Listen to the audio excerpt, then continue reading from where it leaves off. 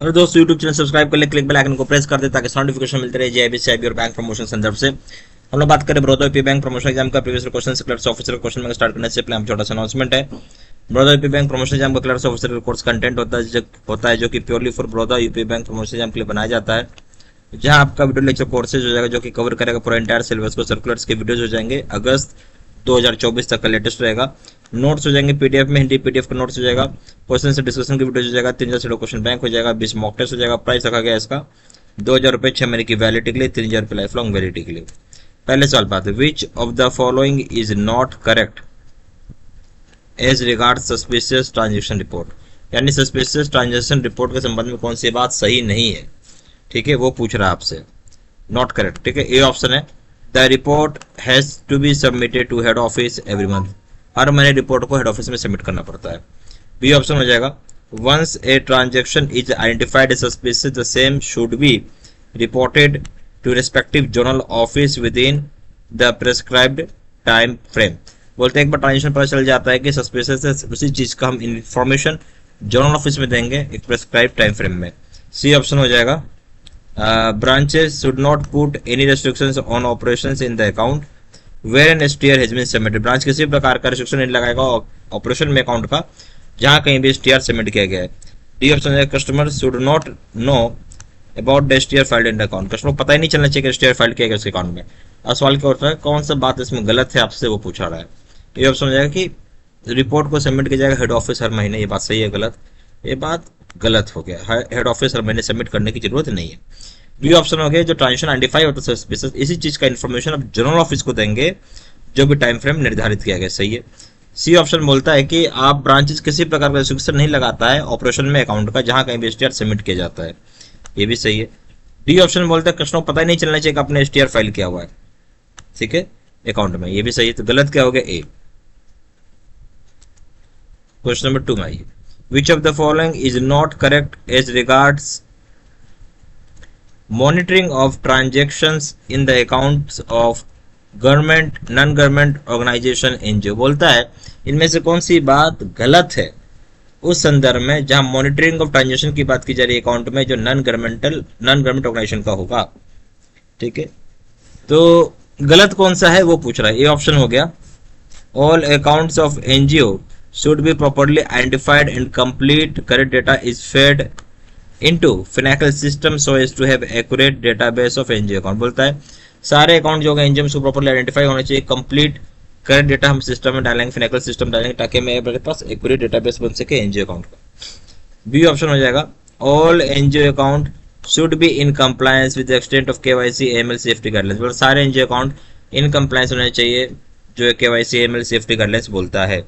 C option हो जाएगा आपका transactions in the accounts are properly scrutinise and enhanced due diligence on continuous basis. बोले transaction जो है अकाउंट में उसको प्रॉपर्ली स्क्रूटनाइज होना चाहिए, एनहांस्ड ड्यू डिलिजेंस करना चाहिए कंटिन्यूअस बेसिस पे लगातार, ठीक है। डी ऑप्शन है monthly report regarding satisfactory conduct of NGO account to be submitted to जेडो।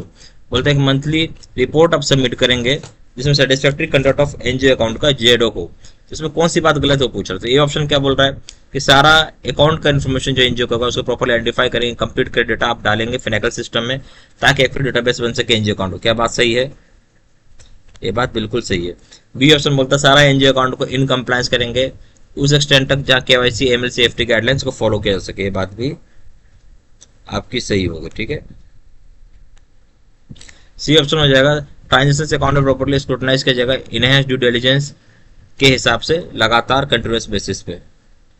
फिर डी ऑप्शन हो जाएगा आपका, वो भी सही है। डी ऑप्शन हो जाएगा मंथली रिपोर्ट जो होता है regarding satisfactory conduct of NGO account को सबमिट करेंगे किसको, हम जेडो को। तो ये बात जो है गलत हो गया, जेडो को सबमिट करने की कोई जरूरत ही नहीं है एनजीओ अकाउंट की सेटिस्फैक्टरी कंडक्ट का, ठीक है। क्या नहीं जरूरत नहीं है, डी ऑप्शन। क्वेश्चन नंबर 3 में आइए, in case of medium risk customer category full KYC should be obtained in. बोलता है अगर जो मीडियम रिस्क कस्टमर कैटेगरी है फुल KYC आपको ऑप्टेंड करना हो कब, option 3 years, B option 5 years, C option 8 years, D option 10 years. जो भी मीडियम रिस्क कस्टमर कैटेगरी होते हैं फुल KYC आप उसका 8 साल में ऑप्टेंड करेंगे, सही ऑप्शन हो जाएगा C. Question number 4 in case of high risk customer category full KYC should be obtained in, जो high risk customer category full KYC obtained करेंगे, A option 1 year, B option 2 year, C option 3 year, D option है 5 year. सही option हो जाएगा आपका high risk customer category में B option हो जाएगा 2 ईयर्स। क्वेश्चन नंबर 5 में ये, in case which of the following document is not officially valid KYC document, इनमें से कौन सा document officially valid KYC document नहीं है।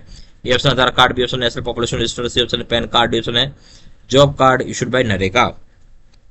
तो ऑफिशियली वैलिड डॉक्यूमेंट नहीं, यानी उसमें क्या होता है आपके पास फोटो भी होना चाहिए, ठीक है, यानी जो होगा सिर्फ फोटो तो होगा ही होगा आपका, ठीक है।